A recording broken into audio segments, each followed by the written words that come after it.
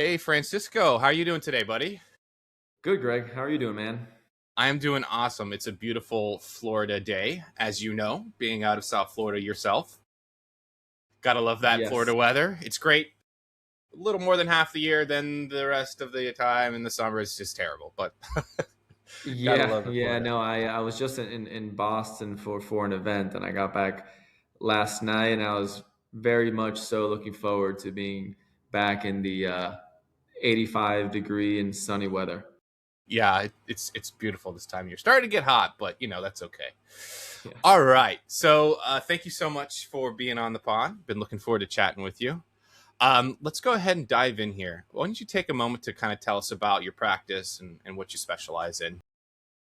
Yeah. So what I specialize in the most right now is dealing specifically with doctors, attorneys, and business owners.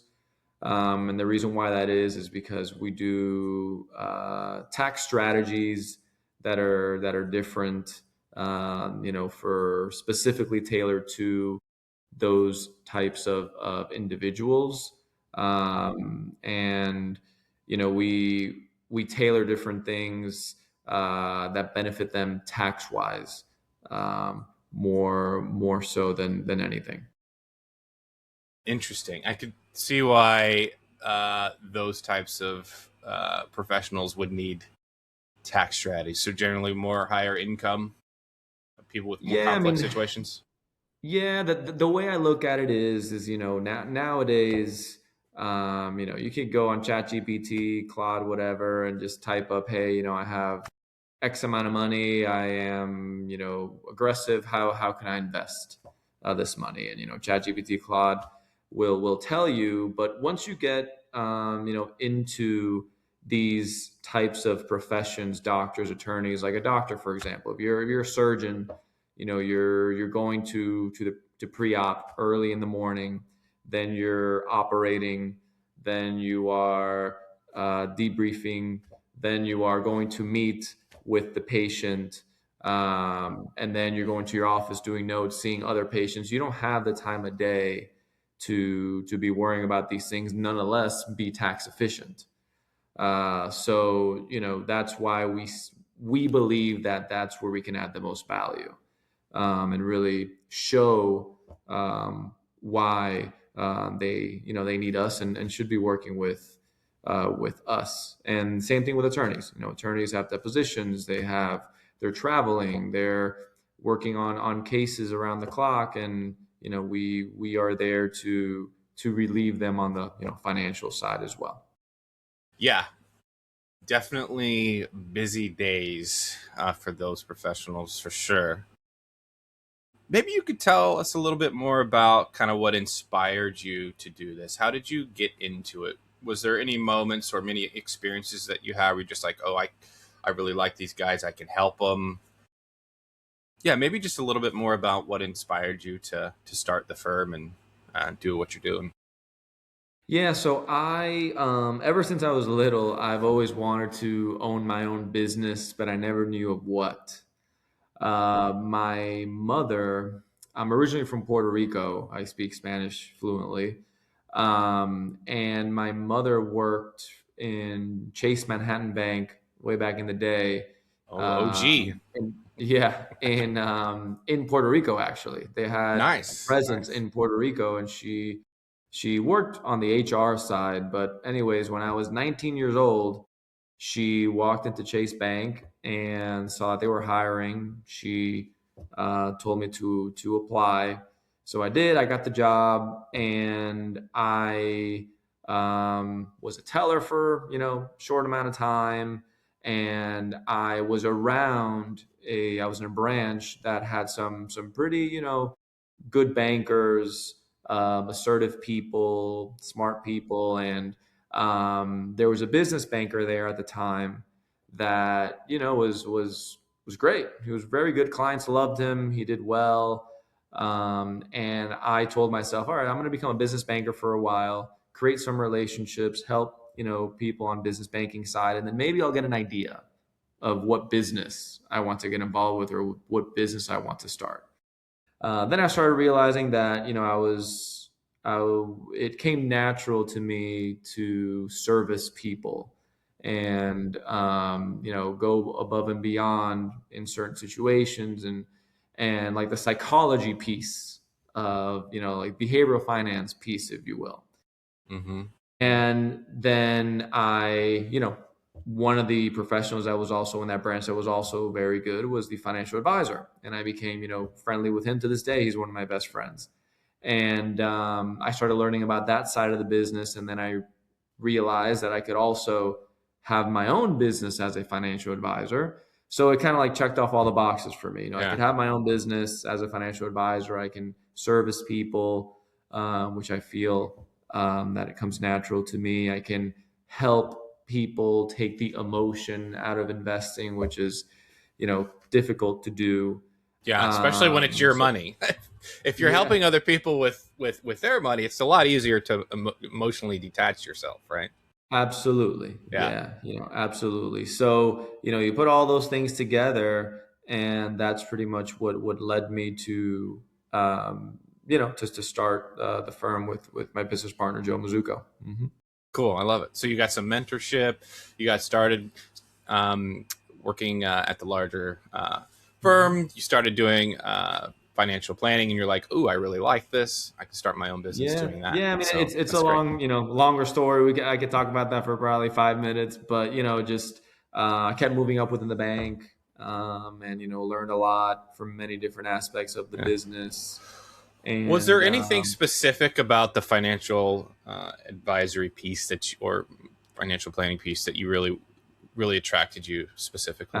yeah, absolutely. So you don't go, Greg, walking around and telling people how much money you have. You don't. No one does that.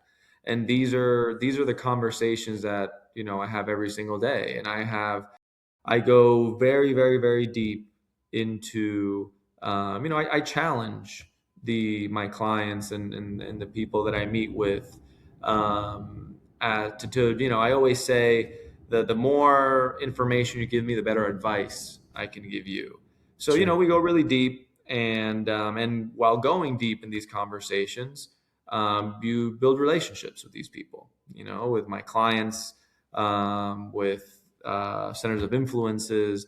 And that's what I enjoy most about being a financial advisor, is just building those relationships, having the conversations that most people don't have on a day-to-day basis, having conversations sometimes that I meet with couples, and there's things that sometimes maybe their children don't even know about, and they have the trust and confidence in speaking to me about it.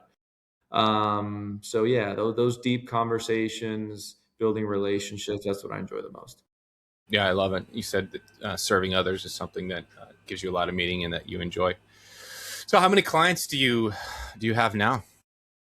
So right now, I have about 75 households. So Congrats. That's awesome. thank you. Thank you. Yeah. We have the infrastructure to grow. We have two assistants that are great. And we also have a part-time marketing person with us as well. Nice. So yeah, we have the infrastructure to grow. I'm very hands-on with my clients. We do events throughout the year.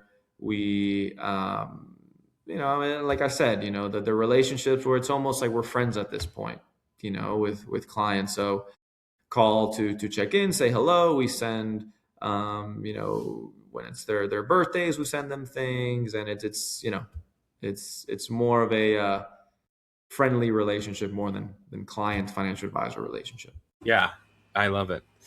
I love it. All right, let's talk maybe a little bit more about those clients and the people you serve. So maybe you could take a moment. I know you work with doctors, attorneys, business owners, and you really help them with tax. But maybe you could talk about maybe some typical situations that will prompt them to reach out to you, that they need your help with, or to help them lead them through. Yep. Yep. Is there a typical situation? Absolutely. So let's say a typical situation would be a dentist that owns their own dental practice.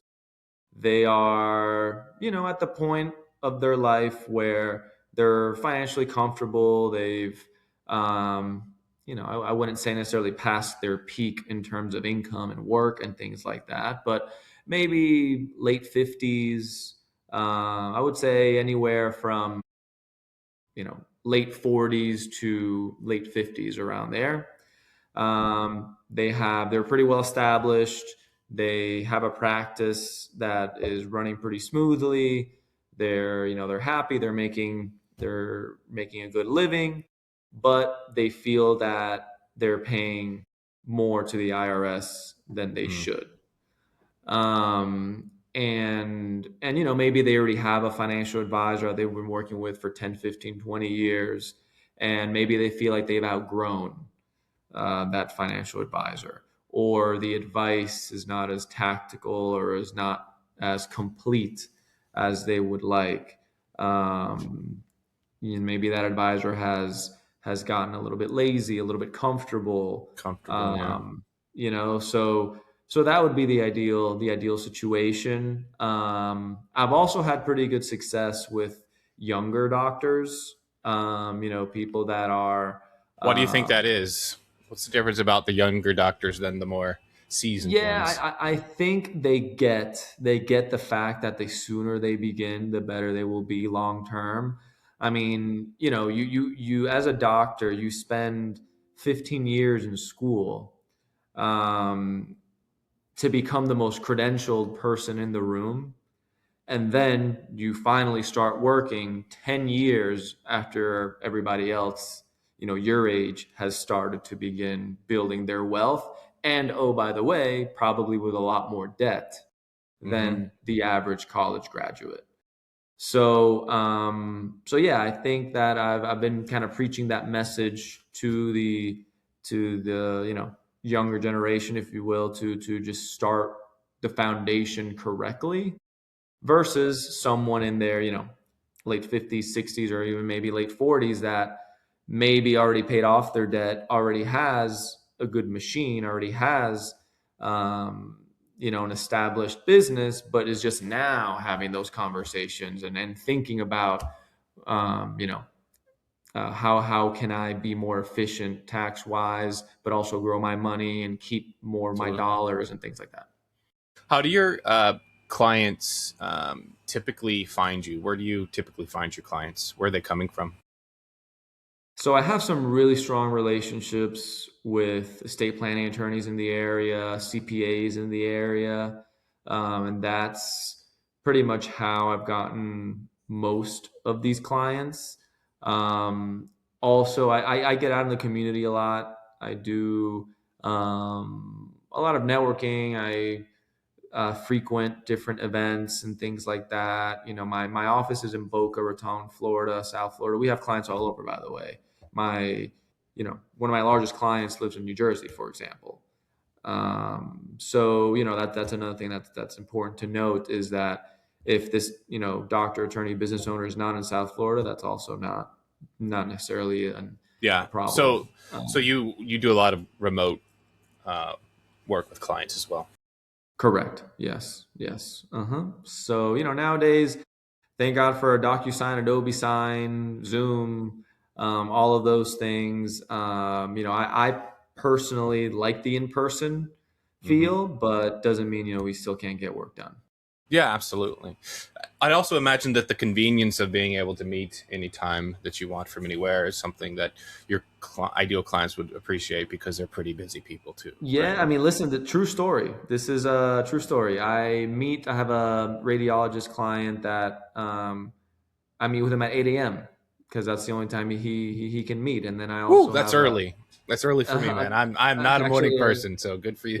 a And then I also have another radiologist client that we meet at. I've met with them at 9 p.m.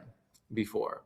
Woo, that's commitment, Yeah, brother. so yeah, I mean, listen, we're flexible. We just want to help. I just want to help people, and I really genuinely just want them to see the value. The value in why I still have a job.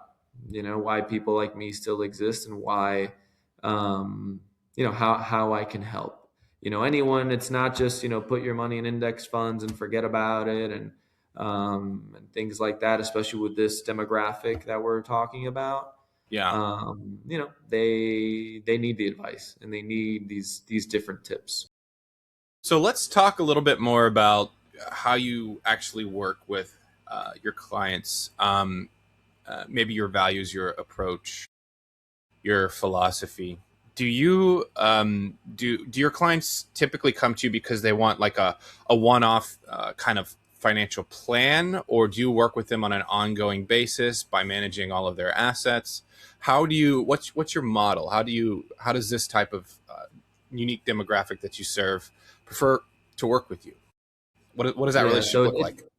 yeah, so it's definitely not just transactional, and it's definitely not you know financial plan and that's it. We take an approach where we kind of put all of the pieces to the puzzle together. So, like I said, when I said 10 minutes ago that we go deep, I want to know what's important to them. I want to know their why. I want to know about their family. I want to know about where they want to be in 10, 15 years. Do they want to buy that vacation home? Do they want to stay in the state that they're in? Do they want to exit? Do they want to sell their practice? I want to know all of these things to be able to give them the absolute best advice possible.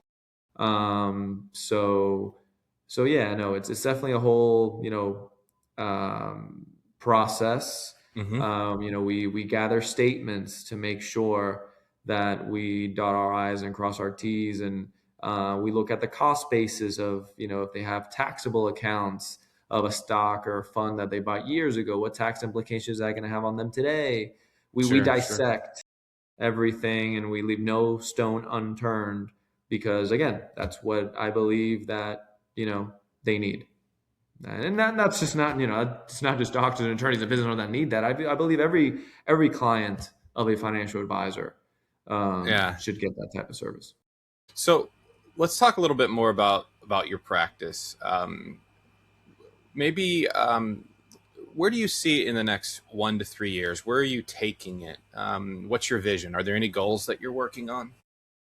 Yes. So 1 to 3 years. I want Stonebrook Wealth Partners to be known, and Francisco Blanco to be known as the guy in the community for this demographic to go to with questions. Um, I want to be known within the community within doctors, attorneys in the area, business owners that one neurosurgeon speaks to another and they're talking about the IRS and how much they have to pay in taxes and what their portfolio's done. And then I want one of them to say, oh, well, you should give my guy a call, Francisco. He specifically works with people like you and I, and he's shown me some cool stuff. Give him a call. See if there's something that he can do to add value. So that's the type of practice I see creating in the next 1 to 3 years. Another piece, Greg, is that so I went from JP Morgan Chase Hmm. bank channel to full independence, to become an independent financial advisor. That is something that most advisors go from the bank channel to a wirehouse, which is like a Merrill, a Right. Morgan Stanley, something A like that. larger, Correct. yeah. And then maybe down the line, if they even do it, they go independent. So because and by the way, my business partner as well, Joe Mizuko, did the same thing. Also went from uh, you know bank JP Morgan Chase bank channel to full independence. We believe we have the blueprint and the map for other financial advisors that want to go independent but don't know how. Interesting. We want to be a resource to them as well. If there's an opportunity of them to join Stonebrook, of course we would gladly discuss those things. We built out an office, a brand new office in Boca. If they see that they need office space. We have a good following on socials, on Facebook, LinkedIn. We have a good marketing system. We have a nice website. We have all these things in place that a advisor that wants to go independent but doesn't know how wouldn't have to worry about. Wouldn't have to worry about building all of those things out. They would just essentially plug into Stonebrook, um, and we would take an override on their revenue based on the services that we would give to them, and that way they can focus on their clients and their clients only, and not have to worry about the business side of things. So that's Nice. that's another piece of the business that we're working on. We are 100% money managers, financial advisors first, but we also want to help the advisor community go into independence. Nice. And I'm checking out your site and I see that you have a whole section dedicated for Yep, advisors and for attracting advisors. them to your team. So Mhm. that's There's great.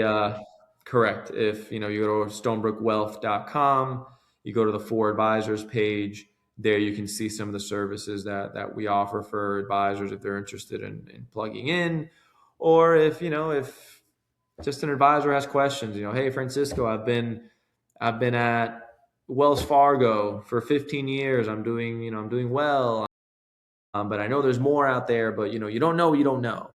Sure. And I've been there. My business partner Joe, he's been there, and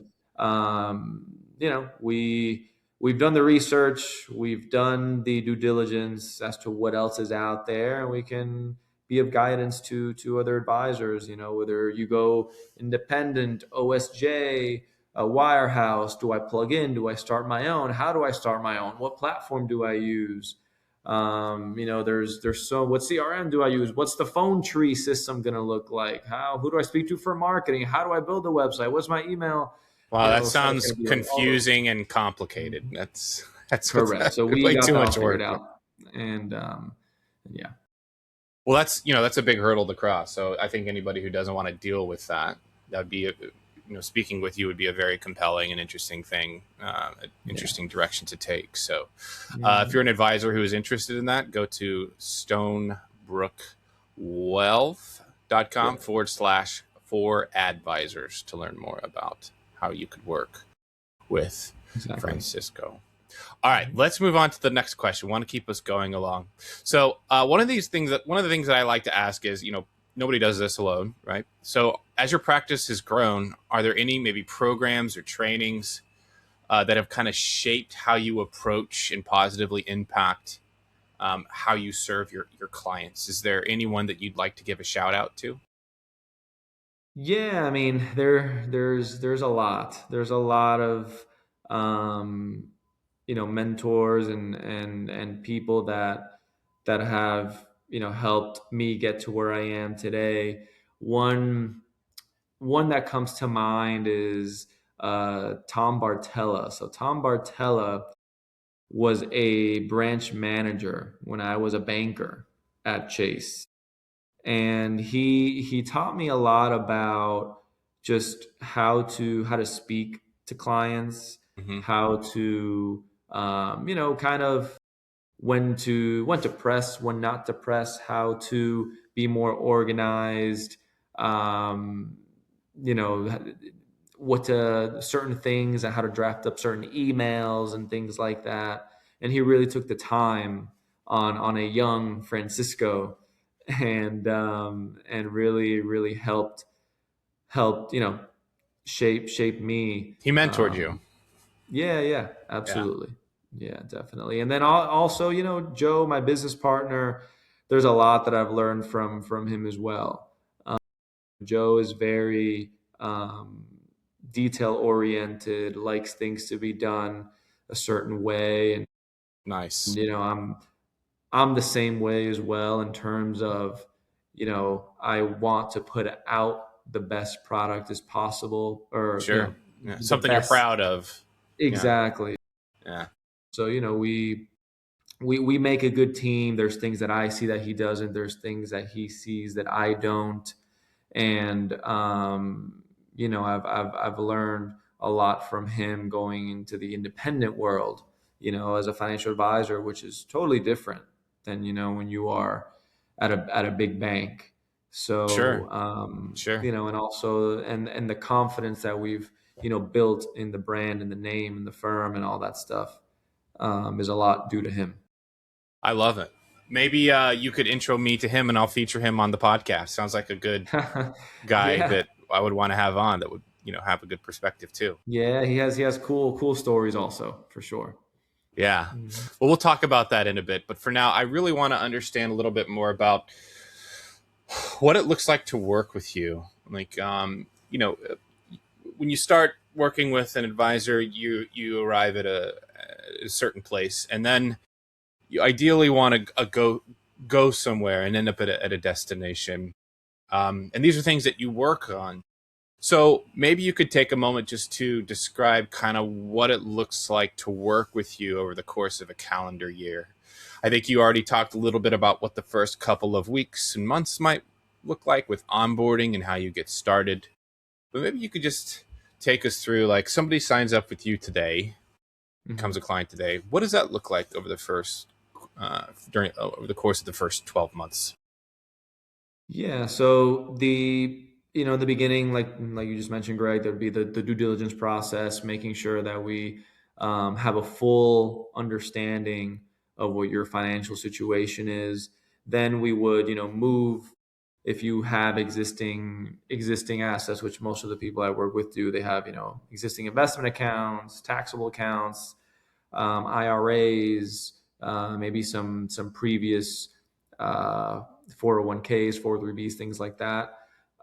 We would transfer all those as is and then begin to make changes.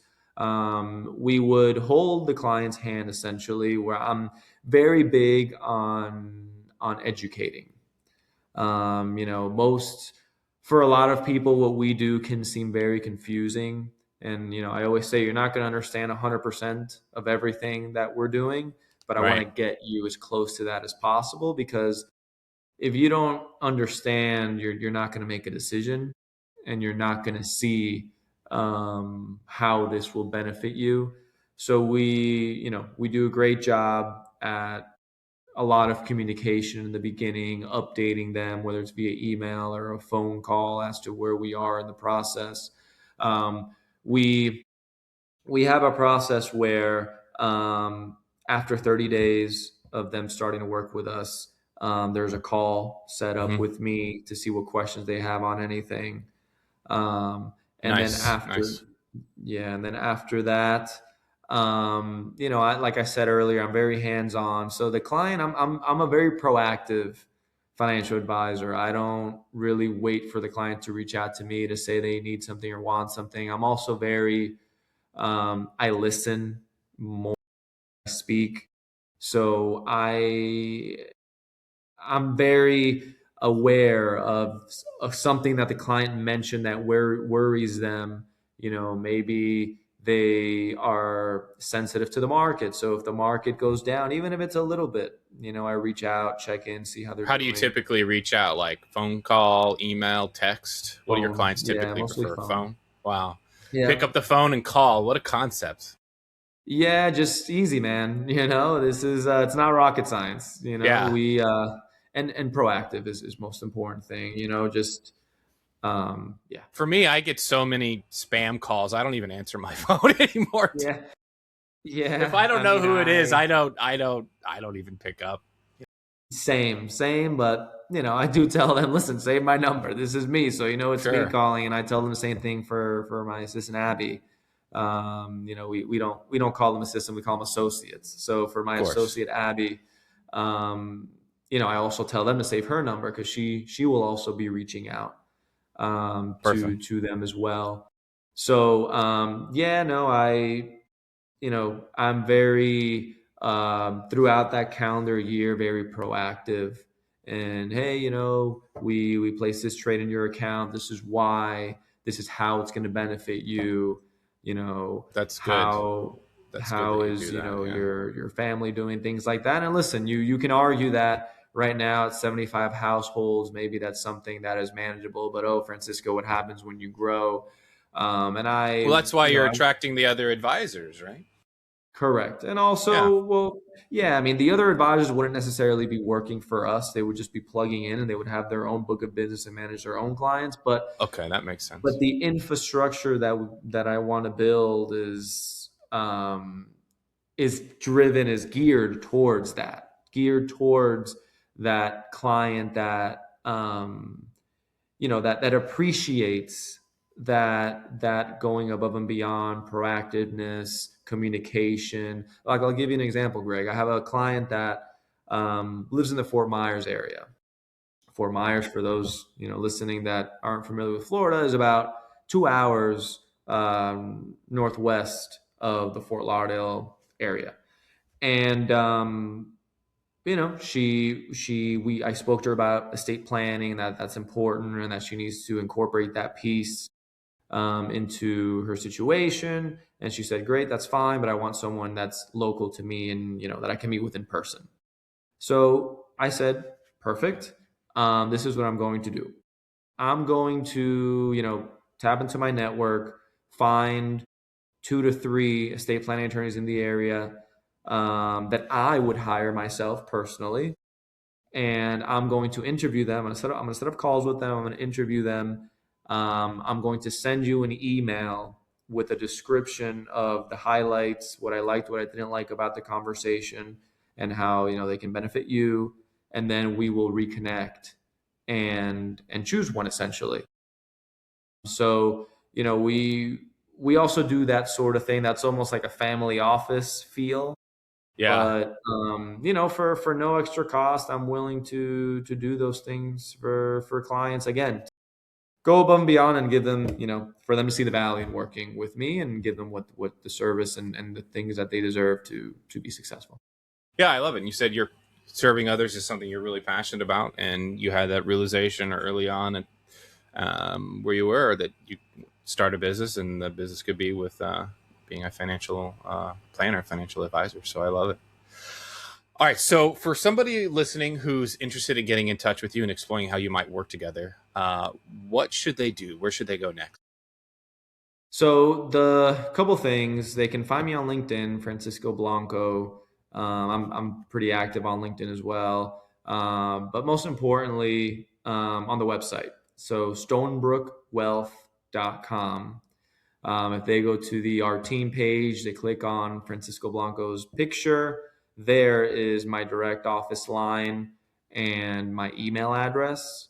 The best thing would be to either give us a call. Either myself or Abby will answer that phone every single time someone calls, and or send us an email if you feel more comfortable, and we'll set up a time to get to know each other, see what you got going on, see how I can add value, and that's it. Well, thank you so much for coming on the podcast. Really enjoyed the chat, and talk to you soon. Yeah, thank you, Greg. Thanks for the opportunity, and I appreciate it. We'll speak soon. Take care.